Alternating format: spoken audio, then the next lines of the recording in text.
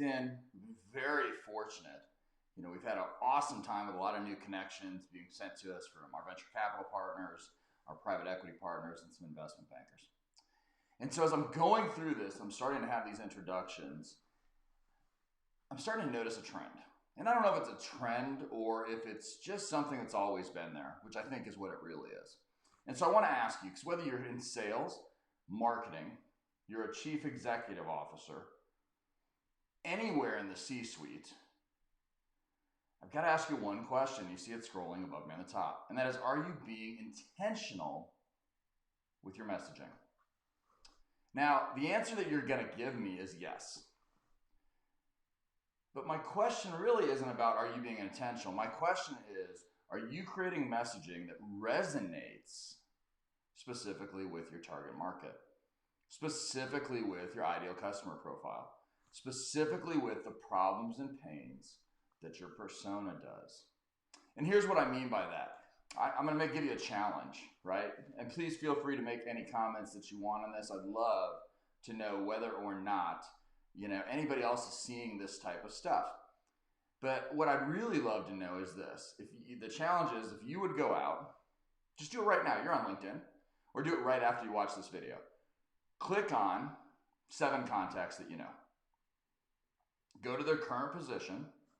Click on that position so you get to the company page. Then I want you to read the company page, because the issue is 7 of those contacts, there's been 2 or 3 of them where you may not actually be in their industry and may not be familiar with all the buzzwords. And this is a great way to challenge yourself on how you're talking about your own products and services. So as you look at that about page, right, and you see what they're talking about the company that they work for, ask yourself, does this clearly articulate the problems that they solve, the problems that they address, the outcomes that they potentially could deliver, and does it do it in an easy to digest way, which does not require the mental gymnastics of me as a potential user or buyer of your solution to figure out how it fits in my world? Sometimes, and here's the deal, I'm going to give you a dirty little secret, right? The world of equity and venture capital investors look for the following.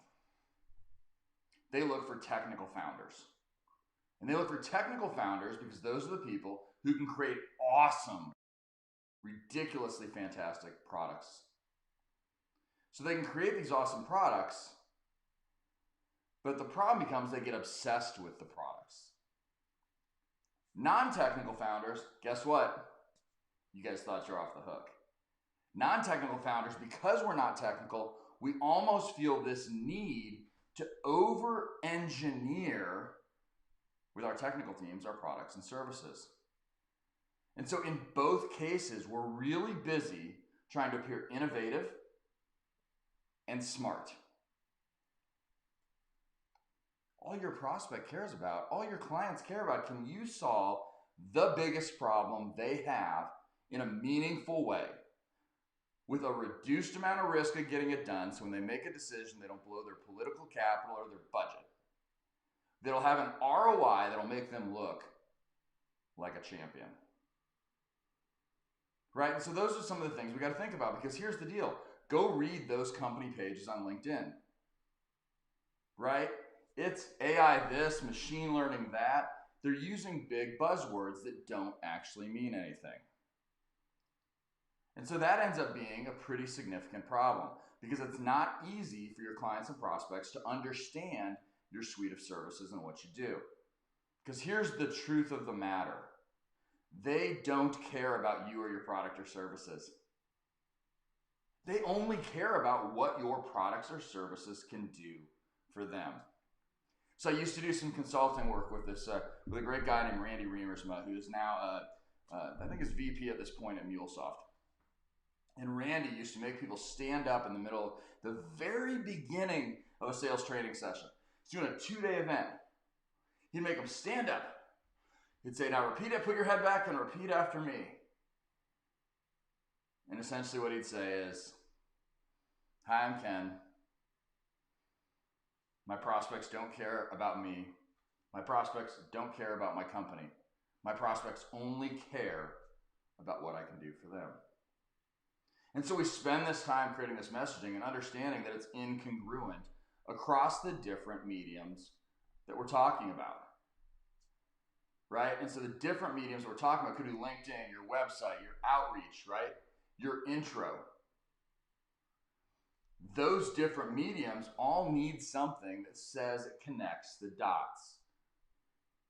So here's a little hack that we did in an actual group with a group of great salespeople about 2 days ago, and that is this. Use so that as your reminder when you're talking and having a conversation about these things, right? Feature benefit so that you receive this outcome, so that this works for you, so that this happens in your world, right? That might be a great way to start to understand whether or not you're connecting the dots. Another little piece that we don't know, right? I'll have people push back and they'll say, Ken, we're selling to chief technology officers of the Fortune 10. So we have to appear super, super smart. And so the issue is the chief technology officers of Fortune 10 cares even more than you do about brevity and time. They care about getting to the point. So if you look, like the research says this, go do the research, don't trust Ken. Go do the research on the following. When you're on your website, one of the things that they say about how you should write a website is it should read, and there are website testers that you know that you can find that will tell you this, they should read at a 5th grade level. Because that's clear and concise.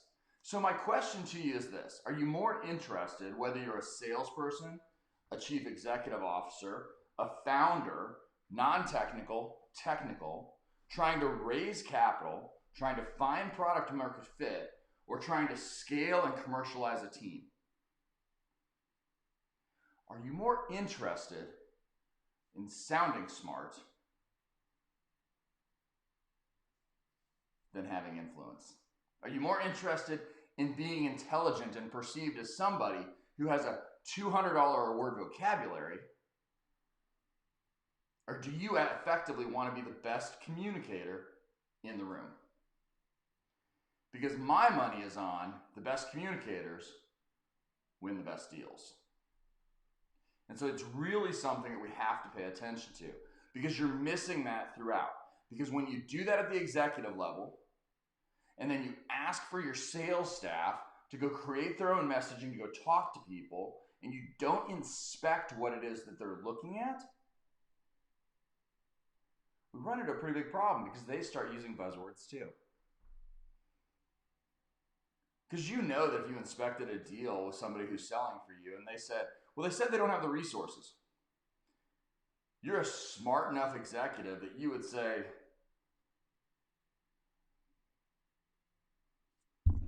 what did they mean by the resources?